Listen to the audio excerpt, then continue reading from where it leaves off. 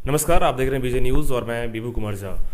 हमारे साथ डॉक्टर शुभम श्री हैं और हम ये है हेल्थ काउंसलर हैं और हम इनसे ही जानेंगे कि समाज में और अभी सोशल जितनी भी परेशानियां आ रही है, रेगुलर आप देखते होंगे कि जो गर्ल्स हैं वो एब्यूज़ होती हैं या फिर जो बच्चे हैं, छोटे छोटे बच्चे हैं वो एब्यूज़ होते हैं और कई तरह की जो रेप, कई तरह के मेंटल प्रताड़ना जिसको बोलते हैं, आप लगातार देखते होंगे। तो उन सभी लोगों को काउंसलिंग करती है मैम, इनका अर्बन हॉस्पिटल ये है और इनसे ही विशेष जानेंगे कि आखिर ये एब्यूजिंग होना और मेंटली टॉर्चर परेशानी कब तक लोगों को रहेगी और लोग खुल के सामने क्यों नहीं आते हैं। यंग जनरेशन्स में ओपन टॉक क्यों नहीं हो रहा है, पेरेंट्स क्यों नहीं कोऑपरेट करते हैं, तमाम सारे सवाल खड़ा होते हैं। हम मैम से जानेंगे। सबसे पहले मैम, हमारे चैनल में बहुत बहुत शुक्रिया। थैंक यू, नमस्कार। सबसे पहला सवाल कि ये जो यूथ जनरेशन, अभी जो यंग जनरेशन है, उनके साथ परेशानी ये आ रही है कि वो ओपन नहीं हो पाते हैं अपने पेरेंट्स से, सोसाइटी से, और परेशानियां आती है और अब्यूज हो जाते हैं, किसी तरह की परेशानियां। तो उसको लेकर खुल के कैसे सामने आए? देखिए, इसके लिए ना पहले एक अच्छा सेफ माहौल बनाना होगा। कोई भी इंसान खुलकर तभी बात करता है जब उसको ये सेफ्टी मिले कि सामने वाला उसको जज नहीं करेगा, सामने वाला उसकी कॉन्फिडेंशियलिटी को मेंटेन करेगा और उसकी सच्चाई को जानने के बाद भी उसके लिए वो रिस्पेक्ट रखेगा और उसके थॉट्स एंड फीलिंग्स को वैलिडेट करेगा। अगर ये इतनी चीज़ें किसी जगह पे कंटेंट मौजूद हैं तो वो वहाँ पर ओपन स्पेस में बातचीत की जा सकती है। सेक्स और अब्यूज़ जो है, इस तरह का जो टॉपिक्स है, these things are extremely stigmatized to talk about in public.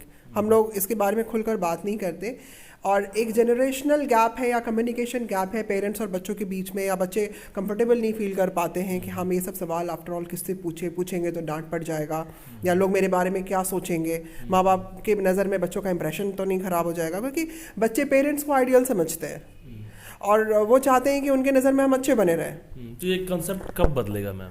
देखिए, ये कॉन्सेप्ट जो है इसमें बदलाव आएगा धीरे धीरे। इसके लिए एजुकेशन का बहुत इंपॉर्टेंट रोल है, एजुकेशन और अवेयरनेस का बहुत इंपॉर्टेंट रोल है और स्कूल का बहुत इंपॉर्टेंट रोल है, क्योंकि पेरेंट्स और टीचर्स, इन दो का बहुत इंपॉर्टेंट रोल होता है चाइल्ड के अर्ली डेवलपमेंट स्टेजेस में।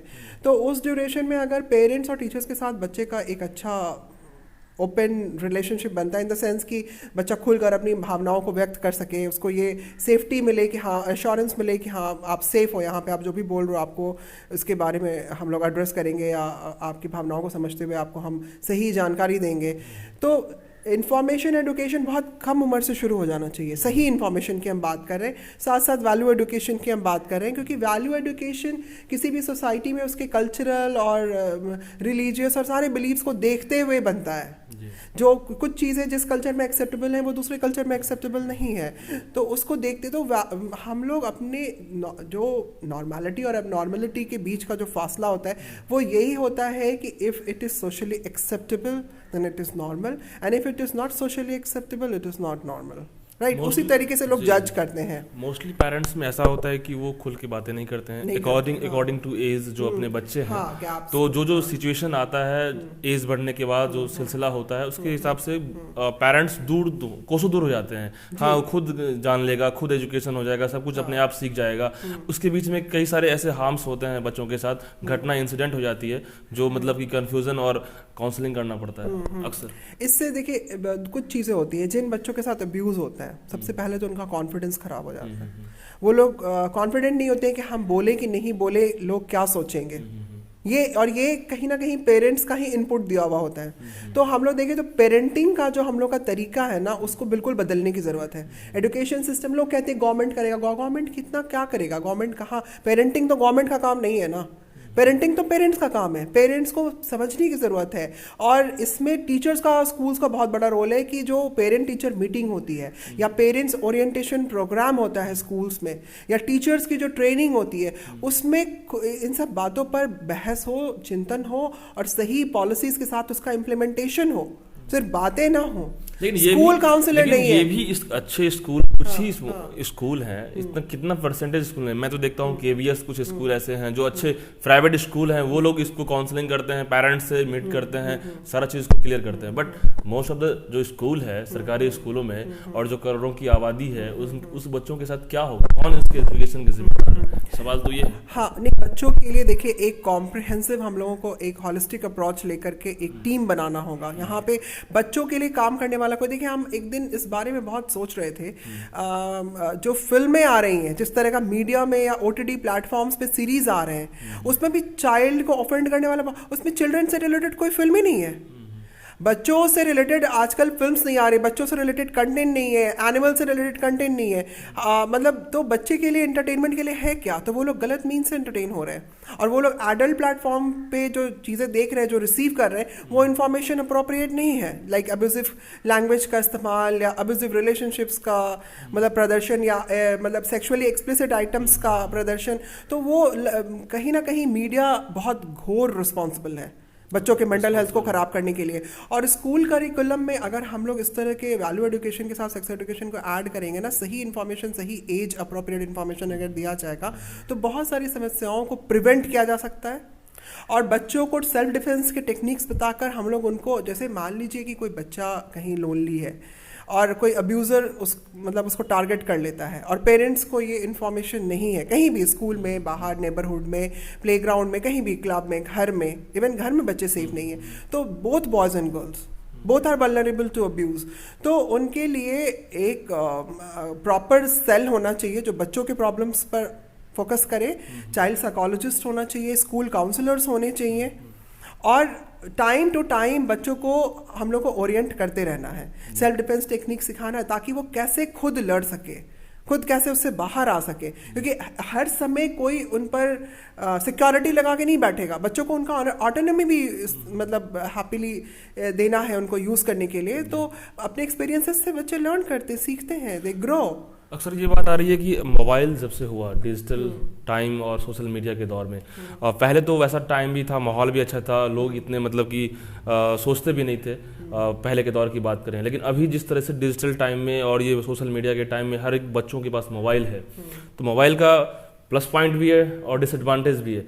तो उसमें यदि आप सेक्स एजुकेशन का खुल के बात नहीं करेंगे, यदि आप पोर्नोग्राफी की बात नॉलेज नहीं होगी, और लोग साइड से छुप के जो भी बच्चे देख रहे हैं, उसका डिसएडवांटेज बहुत बनता जाता है। एज बहुत बड़ा फैक्टर होता है इसके लिए।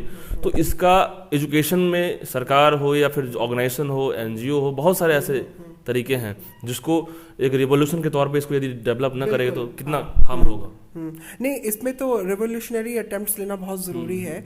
और जो आप कह रहे हैं कि जिस तरह का एक्सपोजर है, जैसे पोर्नोग्राफी का या इस तरह का गेम्स जो बच्चों के मेंटल डेवलपमेंट को ख़राब कर रहे हैं, या उनको सुसाइड या मतलब एंटी सोशल एक्टिविटीज़ करने के लिए प्रोवोक कर रहे हैं, पहले तो इन सब चीज़ों को बहुत स्ट्रिक्टली बैन लगाने की ज़रूरत है। देर आर फ्यू कंट्रीज जहाँ पर बच्चों का चैनल्स है और they have certain time period कि इतनी ही देर बच्चा टीवी देखेगा, इतनी ही देर उनके प्रोग्राम्स होंगे, उसके बाद एवरीथिंग विल बी बैन। तो ये बैनिंग पे बहुत स्ट्रॉन्ग कंट्रोल करने की ज़रूरत है। जैसे हम देखते हैं ड्रग अब्यूज़ का भी केसेस है बच्चों के बीच में, टीनेजर्स के बीच में, बच्चे लोनली फील करते हैं, बात नहीं कर, और काउंसलिंग का कॉन्सेप्ट ही नहीं है। School don't have counsellors. नहीं, काउंसलिंग तो यहाँ समझ रहे हैं कि मतलब आप यदि कोई साइकोलॉजिस्ट है उनके पास जाना, डेट मीन्स ये क्या पागल बनने का तरीका है, डेट मीन्स लोगों की ये परसेप्शन है, तो ये कैसे दूर होगा? ये स्टिग्मा है और कुछ नहीं है। लोगों के दिमाग में ये मिथ है कि हमको कोई मेंटल प्रॉब्लम नहीं है तो हम काउंसलर के पास क्यों जाए, या साइकाट्रिस्ट जो होता है वो पागल का डॉक्टर, पागल हीन भावना का शिकार। हाँ, हीन भावना।